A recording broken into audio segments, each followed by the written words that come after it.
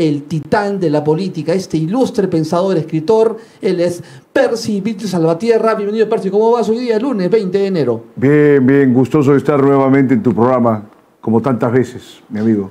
Hoy día vamos a hablar sobre lo que ha pasado ayer. Han dinamitado la Fiscalía de Trujillo. Algo tenebroso para el Perú. Claro, tenebroso, y de lo simbólico creo que es el incidente de la mayor gravedad en lo que va en mucho tiempo, ¿no? Que por supuesto nos retrotrae a la violencia excesiva que hubo en los años 90. Hace mucho tiempo que no se haga este tipo de atentados, en este caso ya sin una disposición ideológica ni un fundamento político, sino el ejercicio del crimen por el propio crimen, ¿no? Y que está buscando amedrentar a una fiscalía que a su vez se ve cada vez más debilitada también por los tejes y manejes que se dan en el Congreso con diferentes tipos de normas que afectan el ejercicio de sus funciones, ¿no? Como ahora mismo el tema de la detención preliminar, en la que sufrieron varias restricciones y que inclusive en la mañana veía yo testimonio de representante del Ministerio Público, que decía, bueno, pero ahora ¿qué hacemos si los capturamos estos tipos en el curso de las siguientes horas? No tenemos los elementos técnicos para sostener una detención preliminar, ¿no? De acuerdo a todas estas tergiversaciones legislativas que se han dado en los últimos tiempos, entre otros detalles. Realmente es una circunstancia inusitada, es catastrófica y que da una idea muy directa de cómo es que se sostiene en este momento el tema de seguridad en el país. Si se está atentando contra un organismo autónomo que prácticamente puede ser comparable con uno de los poderes del Estado, significa que aquí no hay ninguna noción de autoridad y que por supuesto no hay ningún criterio de ejercicio de gobierno. La gente hace lo que quiere, los delincuentes lo están demostrando, que están buscando amedrentar o extorsionar a la propia fiscalía. Es una cosa tremenda. Justo, Lucho, quiero que pase por favor el video que nos ha llegado desde Trujillo. Percy, ya ha tomado la ciudad de Trujillo el ejército peruano. Ya han llegado tropas. Quiero, por favor, que pase el video nuestro productor Lucho Berao. Rápido. Han llegado hoy en la mañana. ¿Puedes ver, Percy, que...? Sí, por supuesto, estoy viendo. Me parece que también desde lo simbólico es pertinente que haya esta participación de las Fuerzas Armadas para dar una cobertura, mostrar de que hay un principio de autoridad que se puede hacer frente a estos delincuentes que ya no tienen ningún reparo en llevar a cabo los mayores excesos. Pero lo que me preocupa es cuál es la labor de inteligencia, cuál es la labor de la gente que está encargada de atender estos asuntos de seguridad de una manera más detallista, porque si se han atrevido a hacer este atentado, ha habido, supongo, entiendo, todavía no se determinó los responsables, pero se habla que puede ser gente que tiene que ver con la minería ilegal, otros podrían ser los propios extorsionadores, ¿no? Que la gente que está metida en el crimen organizado. En el orden de las especulaciones no se puede descartar ninguna posibilidad por el momento hasta que den unos reportes pormenorizados las autoridades, pero lo que yo te comentaba era que toda esta gente lo que está haciendo ver es que no hay ninguna noción de autoridad ni de gobierno en La Libertad, en Trujillo, por cuenta de quienes están ocupando los cargos públicos, prácticamente toda la banda de APP y Acuña, que nunca en el curso de todos estos años ha representado ni media idea de bien para nadie, excepto para su familia. Y ahora los candidatos que están a la expectativa de las próximas elecciones insisten en lo mismo, ¿no? Entonces es una situación preocupante, pero que acaba siendo también como una reducción de lo que pasa en el país por cuenta del ejercicio de gobierno de Dina Boluarte, ¿no? Entonces no hay nada que ver, no hay nada que hacer ni que defender. Y mira tú los estragos que está pasando ahora mismo, ¿no? Lo que sucede... Perdón, lo que te decía hace rato y casi se me iba la idea. Explícalo, ¿Cómo es posible que no haya habido ningún efectivo, ¿no?, policial viendo el Ministerio Público? O sea, si ya se sabe que hay gente, hay fiscales que están siendo amedrentados, que le están enviando mensajes, o sea, se supone que tiene que haber una prevención, una cautela, ¿no?, una precaución. No la hubo. Ahora se ha dado este atentado. ¿Qué cosas más podrían venir? Me imagino la atención de los trabajadores desde local, desde recinto, que en cualquier momento dice, si esto ha sido una advertencia, van a poner quizás un detonante, un explosivo más fuerte, dentro de las instalaciones puede afectarse la vida de cuánta gente. Imagínate cómo van a estar trabajando en el curso de estos días los que tienen que llegar a esa zona del Ministerio Público de Trujillo, ¿no? Me dicen que no pasa ni en el Callao esto, ni en el peor momento. Toque de queda en Trujillo, me parece. ¿Tú qué opinas? Me parece perfecto, es pertinente, pero sobre todo tiene que hacerse la indagación inmediata de quiénes son los responsables y tiene que ver, mira, de efectuarse una sanción inmediata. Tú eres trujillano, Percy. He vivido en Trujillo muchos años, pero te decía, creo ya que el derecho inclusive se hace insuficiente, ¿no? Están matando periodistas por todos sitios, abogados, ahora se meten con jueces, fiscales, o sea, estamos peor que en México. Y ahora en Trujillo te digo, mira, ni en el Callao, ¿hace cuántos años habla que Trujillo es la capital nacional del lavado de activos, de la extorsión? Hace 20 años tú hablabas de Trujillo, decías, la gente encantadora, siempre el trujillano bien. De hace 10 años o 15 años habla de Trujillo como el oeste. Y ser trujillano para la gente de fuera es como venir de Ciudad Juárez casi. O sea, y realmente con este tipo de incidentes se ve la gravedad del caso, ¿no? O sea, realmente es casi una zona liberada. Patás más que todo, Percy. Y ahí olvídate, ahí está totalmente, es la ley del más fuerte, ¿no? Pero digamos que la solución sería que haya llegado el ejército para ver la protección de los ciudadanos. ¿Cuál sería tú como abogado? Pero es que ahí te digo que el derecho es insuficiente, ¿no? Porque vas a capturar a esta gente, ponte en el mejor de los casos. Hayas a los responsables. Y a tantos otra gente que comete crímenes horribles, inimaginables, ¿no? Y los perpetran con la mayor sangre fría y les pones una condena de 25, 30, 35 años el tope. La gente de donde están siguen auspiciando, manejando, promoviendo actividades tan o más graves que por las que han sido condenados. Entonces, ahí no hay ninguna solución. El sistema penitenciario no es una solución. El derecho, el cumplimiento de penas de acuerdo a los derechos humanos no es una solución. ¿Qué quiero decir? O sea, no hay ninguna otra solución sino la aniquilación, ¿no? Muy bien dicho. Realmente, muy bien dicho. O sea, mano dura, más que todo, ¿qué pasa? La aniquilación de los... El derecho tiene sus limitaciones en este orden de cosas, que tampoco no es una garantía que el exterminio y la aniquilación de esta clase de gente va a hacer que los crímenes sean menores o que incida en un detrimento, en una degradación, ¿no? del volumen de crímenes o de la violencia, pero por lo menos hay una satisfacción personal de la sociedad, que es algo que no se estudia a menudo, de acuerdo al orden vigente, imperante, pero que realmente es también porque el Perú, como otros países de la región, han desistido de la fórmula de ejercer realmente el poder, ¿no? Y el poder tiene estas complicaciones, para bien o para mal, porque primero está la sociedad, ¿no? Primero están los ciudadanos. Quien va contra la ciudadanía, por supuesto, el Código Penal, hay una normativa, claro, pero es insuficiente. Percy, el gobernador de La Libertad, el señor César Acuña, no ha hecho nada en seguridad ciudadana en 2 años y le está echando la culpa pues a la policía de Trujillo. No ha habido una articulación para parar en 20 esto. años. No, pero mira, había casos peores. O sea, cuando estuvo alcalde Livio Espinosa. Claro. Y que había supuestamente manejado el escuadrón de muerte. Digo supuestamente porque para no incidir en equívocos, ¿no? Y no vayan a lanzar acciones, pero realmente hay una fórmula de investigar esto de lo estrictamente jurídico. Tú dices, claro, uno es inocente hasta que se demuestre lo contrario, pero desde otro orden de cosas hay muchas posibilidades. Entonces te digo, ¿qué pasó con la seguridad del tipo de Livio Espinosa?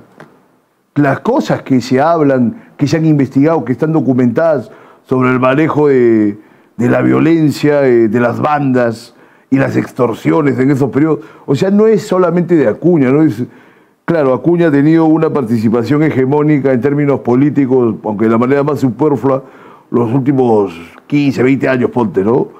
Pero luego todo el resto de gente que ha participado de la escena política allá está en lo mismo. O sea, y nadie lo ha solucionado, supuestamente, ya pongamos en el peor de los casos, ¿no? asumiendo que el líder haya tenido que ver con el Escuadrón de la Muerte. Dice, este es un hombre que ha comprobado que se puede aniquilar estos tipejos, vamos a ver, siendo alcalde, qué beneficio va a hacer, no ha hecho absolutamente nada tampoco. Bueno, ahora pasando a otro tema sobre la Católica y esta puesta en escena que si va a dar el 30 de este mes, María Maricón, ¿cuál es tu punto de vista de la PUC? Fue un tema muy interesante, escribí una columna para Diario 1. Pasa que había un afiche que salía pues un tipo ataviado con algunos elementos del imaginario católico, el Sagrado Corazón. No precisamente como la Virgen, pero casi, se podía dar una idea. Al final fue una especie de pantomima, porque la obra no necesariamente es, digamos, un agraviante, ¿no? O un insulto, una cosa depreciativa del imaginario católico, ¿no? Es una cosa más bien personal de un tipo que es gay y que tiene pues una comunión con la Virgen María y todo lo demás. Pero esa imagen llamó mucho la atención y promovió que en la propia Universidad Católica saque pronunciamientos quitándole toda plataforma de apoyo y además censurando el festival, que era el festival Saliendo de la Caja, ¿no? Era un festival de los estudiantes de teatro. ¿La Católica se ha vuelto un centro de la cultura woke? Eso indudablemente, pero... la Católica perdió ya todo valor, toda ética, toda forma de respeto, porque sacar un afiche de esa manera y bueno, insinuando un insulto a la Virgen María, de hecho... Pero es que el asunto es que pueden insultarla tranquilamente a la Virgen María y a los dioses que se quiera, pero no, digamos, dentro del ámbito de esta universidad, ¿no? Creo que se le dio mucho más importancia de la que en realidad merece. Porque nosotros tenemos que hablar de censura, por ejemplo, si es una censura de parte del gobierno.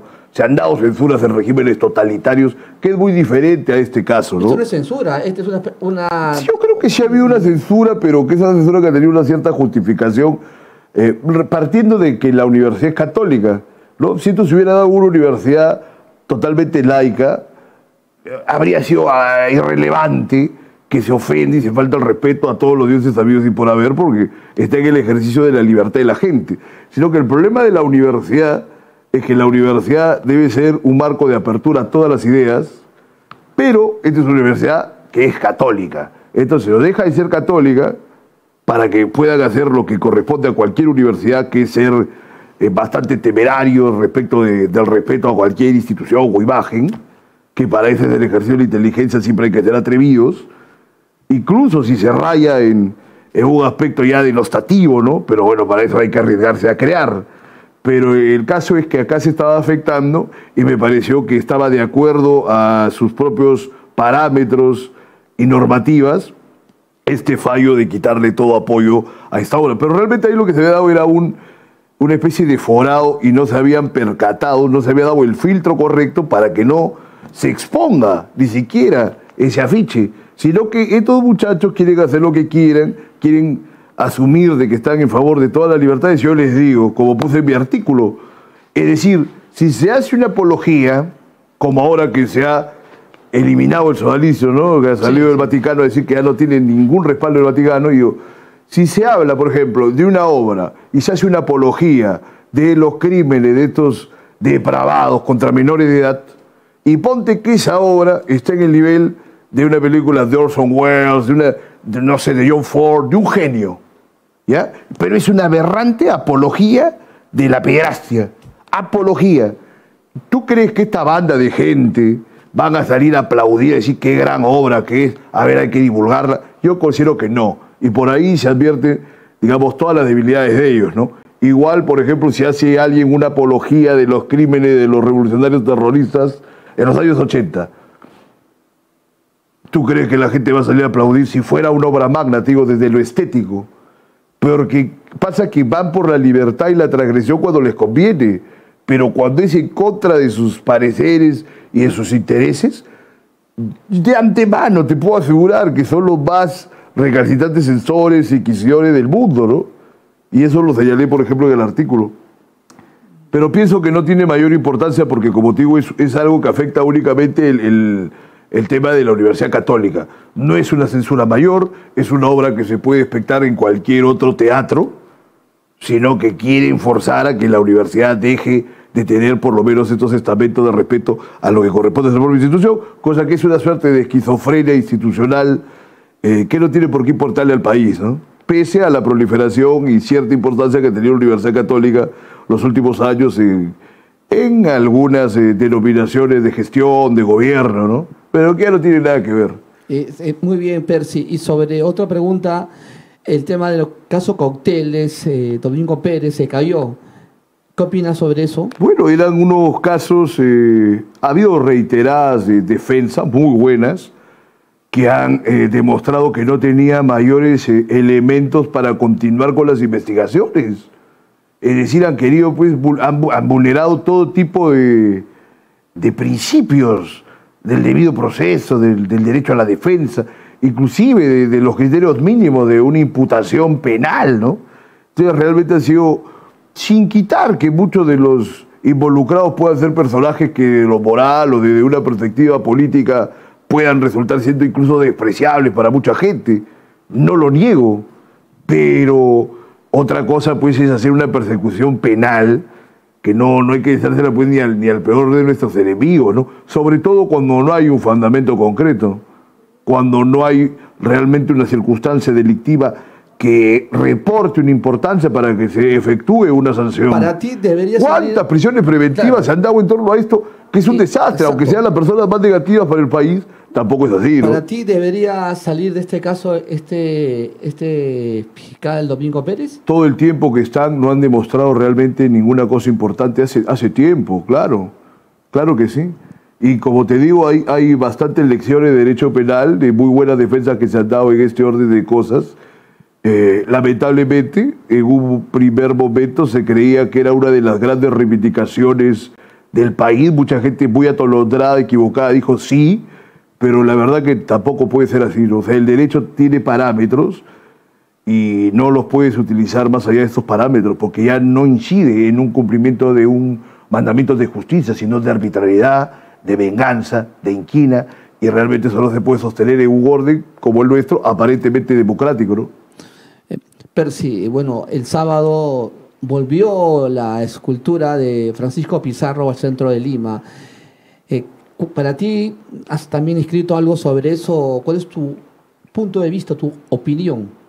Independientemente ya de las manipulaciones de López Aliaga, ¿no? Esta especie de esta consagración que ha hecho para ser solícito, ¿no? Para congraciarse con España, ha venido Díaz Ayuso, etcétera, que lo entiendo también desde una perspectiva de gestión, no me parece lo más plausible, pero se puede entender. Sin embargo, de ello no me interesa hacer mayores reflexiones, pero el traslado del estatua sí me parecía de lo simbólico muy importante, porque se odia a Pizarro. Hay mucha gente, intelectuales, entre comillas, detestan a Pizarro. Y yo te digo, es como que los chancas siguieran detestando a los incas, que muy bien hay algunos que los siguen detestando, pero ¿hasta dónde queda, digamos, la identidad de ellos en ese momento, ¿no? Es como decirte, ¿quién puede de los pueblos que fueron conquistados por los tiahuanacos, por los huari, que hasta la fecha sigan insistiendo en un desprecio de sus vencedores? Y el problema es que ni siquiera pues somos indios al 100% en este país, o sea, somos mestizos. Pues no niego que haya gente que son más indios, otros que son más blancos, pero tampoco porque son más blancos se van a creer que son los descendientes de los conquistadores españoles, porque además que se exterminaron pronto, como bien lo sabe quien revisa la historia. Luego vinieron una serie de burócratas peninsulares que no tenían nada que ver con estos tipos de la Isla del Gallo, todo lo demás, ¿no? Y el otro extremo es que te decía, es que tampoco no todos se terminan siendo indios. Ahora, dentro de los que son indios, ¿cuántos pues pueden jactarse de ser un cahuí o un yupanqui, ¿no? Que es un nombre que me encanta porque suena poderoso. Por ejemplo, esas cosas no creo que la gente las tenga en su imaginario. Y yo creo, como propuse en mi artículo, que puedes agarrar de Pizarro o de Cahuide, pero gente singular, sobresaliente, ¿no? No una población ordinaria. Entonces, me parecía importante que llegue Pizarro a este lugar que no es la plaza donde estuvo en un primer momento, ¿no? Que es la Plaza Pizarro al lado del Palacio de Gobierno, sino que está en el pasaje de Santa Rosa, al lado de la municipalidad, más bien. Ese es un derrata ahí de mi artículo, pero Me parece fundamental porque ¿Estás de acuerdo? es el fundador del país, pues, es el fundador del Perú. Ahora, yo por ejemplo escribí mi artículo que el Tahuantinsuyo duró 100 años y el periodo de dominación hispánica duró 3 veces más. Ese es un dato objetivo.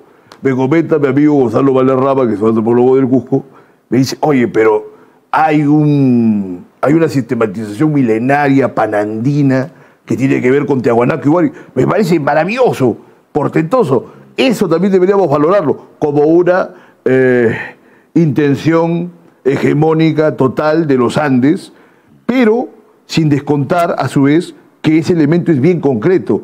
A lo que voy es, el Tahuantinsuyo en ese periodo, digamos, dominado por los Hanan Cusco, dura más o menos 100 años. Y el periodo de dominación hispánica, y que hasta el último momento en las tropas del ejército realista español hubo una mayoría de un contingente de peruanos, mestizos, indios, es el triple. O sea, es decir, hemos sido 3 veces más tiempo el Imperio Español, no España, el Imperio Español que el Imperio Tahuantinsuyano. Ahora, muy bien lo que hablábamos de este tema milenario prácticamente, de este sistema panandino que se puede vincular al Tiahuanaco Huari, pero es casi como hablar del Imperio Romano, que por supuesto cae en el 453 y luego sale el Sacro Imperio Romano Germánico, el siglo IX, ¿no?, con Carlomagno, y luego se ha querido retraer una y otra vez sobre un sistema de dominación europea de una u otra forma, ¿no? El mismo Napoleón, cuando se corona emperador, los reyes alemanes, en su momento también Inglaterra, en su momento de mayor expansión, si se piensa en un imperio y se quiere ser como una continuidad de Roma de alguna forma. Se habla hasta que de la misma Rusia. Creo que esta circunstancia teórica panandina también podría atribuirse a una condición similar. Sin embargo, no me parece negativa y puede coexistir con el hecho de que el Tahuantinsuyo como tal haya durado solamente ese periodo de 100 años. Y el periodo en que el Perú fue un reino del Imperio Español, 300 años más. Al costado está la piedra de Taurichusco, Sí. Que no se ha movido, que está ahí casi junto a la de Pizarro.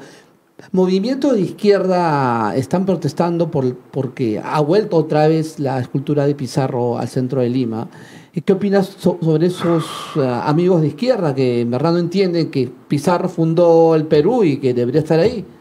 ¿Qué le dirías a esos señores? Lo que he venido comentando creo que le da respuesta a todos ellos, porque mira, es que no tienen ningún entendimiento de lo que le sirve al país. O sea, el país ha sido creado a partir de estas fracturas, de estas confrontaciones. O sea, no asimilarlas es lastimar al país, dañar la identidad del país, porque es como que estás en una maratón y te estás disparando a tus propias piernas. No, Pizarro es un chachero, es un tipo de lo peor, es un genocida, es una estupidez. Es parte nuestra, como es parte nuestra Cahuide, como es parte nuestra Banco Inca, ya si nos ponemos de una manera más pormenorizada, parte nuestra, dependiendo de nuestra región, el Gran Chimún, los Tiahuanacos, los Huari y todo, pero ya se abre demasiado esa dispersión, que puede valer en lo personal, pero yo realmente considero que para hacer del país una nación importante, solamente habría que centrarnos en el Imperio Español y el Imperio Tahuantinsuyano, con sus antecedentes muy bien Tiahuanaco, Huari, lo que fuera. La República solamente ha causado lástima para todos los peruanos, enriquecimiento de una burguesía criolla despreciable, débil, que lo perdió todo y lo seguirá perdiendo, que nunca tuvieron ningún carácter ni ninguna condición para ser una clase dominante o para ser una élite dirigente, que siempre se echó mucho de menos, lo lamentaba Mariatti y ahí en la Torre en los años 20, sobre todo comparando con Chile, que era nada, pero que al tener un proyecto de país, ¿no?, un proyecto nacional, oye, pues se iban a enfrentar hasta con la propia Argentina, que Chile no es nada, no era nada, y se llevó lo que se llevó de Bolivia y Perú porque la gente que estaba manejando el poder allí tuvo una visión de nación sólida, cuando al Perú le correspondía ser más bien el hegemón continental como lo fue durante siglos, como el reino español más importante de Sudamérica, solo comparable con México, ¿no? Aunque México ya luego de las independencias tuvo un proceso de desarrollo diferente y mejor, pues esa es otra historia también tenían una proximidad directa con la península, con Europa, ¿no? Cruzando el Atlántico. El Perú no tenía esa facilidad, pero esa es otra historia. Pero el tema es que al resto de países de Sudamérica, o sea, no tenían ninguna gravedad ni importancia como la tenía el Perú para España. Es por eso que el Perú hasta el último momento no quería saber nada de la independencia. Y eso es algo en lo que debemos pensar. O sea, a nosotros no nos sirve de nada ninguna idea republicana, independentista, sino esta doble vertiente imperial. Te hablo en términos de identidad. Claro, no te digo, claro. o sea, el término de que seamos una democracia, yo desprecio totalmente las monarquías, pero el sentido nacional creo que se robustecería y la propia gente, al sentirse heredera de dos imperios como lo que estoy mencionando, creo que aún en sus momentos más depresivos tendrían un elemento para sentirse mejor, ponte, ¿no? Quedó claro para los que están en contra que haya vuelto la escultura de Pizarro. No tienen ninguna noción de nada, ¿no? Sobre la muerte de ayer de Nicolás Yerovi, en verdad muy triste por la partida de este genio. Bueno, Yerovi, un hombre que, mira, sobre todo Yerovi, sin menospreciar la importancia de su obra, pero yo rescato, aparte incluso de Moros y Monadas, que es muy interesante porque Yerovi es como una especie de legatario de la trascendencia de otros, ¿no? El abuelo, que era Leonidas Yerovi, un gran periodista y polemista y poeta, ¿no? De la época de Valdelomar y todo, que fue asesinado. Bueno, en fin, hay toda una historia ahí muy truculenta, De pero romance, me parece, hay una historia de faldas y sí, todo lo demás. Pero él vivía de una manera muy intensa, ¿no? Bueno, pero él es el fundador de Monos y Monadas. El abuelo. Y él hacía caricaturas políticas y Leonidas. sátiras muy criollas, muy limeñas. Y él rescata eso, ¿no? Va de medio siglo después y ya, bueno, todos sabemos lo que es Monos y Monadas, fundamental. Pero te decía en el orden del rescate, porque es un muy buen poeta también, era Yerovi, pero el rescate que hace de la obra de Luis Hernández, ¿no? Que era un poeta maldito realmente de los años 60, que era su gran amigo, y que él hace la primera compilación, Vox Horrísona, y que lo pone pues en el marco de cualquier estudio de la literatura, ¿no? Ahora ha habido unos incidentes, como siempre, negativos por parte de la escena cultural. Vi que habían requerido velar a Yerovi en el Ministerio de Cultura, no le habían concedido la prerrogativa del caso como si fuera un cualquiera, no lo era para nada. Vi, sin embargo, que estaban velando a uno de los hermanos Yaipen, que lamentablemente falleció, pero cuya repercusión estética pues es ninguna, ¿no? Y sin embargo a Yerovi le negaban, pero veo que están velándolo en Barranco.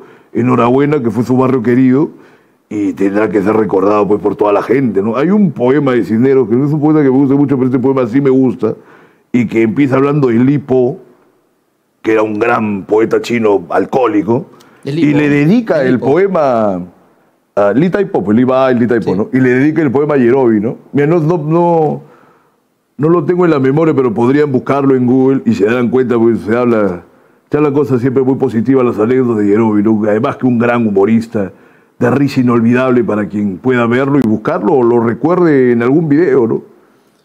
Sí, lamentable pérdida, sí, efectivamente. Sí. Percy, ¿algo más que quieras decir a tu público? Por el día de hoy estamos todos satisfechos con los temas que hemos abordado. Muchas gracias por la consideración y oportunidad, Richard. Gracias. Estuvo con nosotros el titán de la política, abogado, pensador, escritor, Percy Vilches.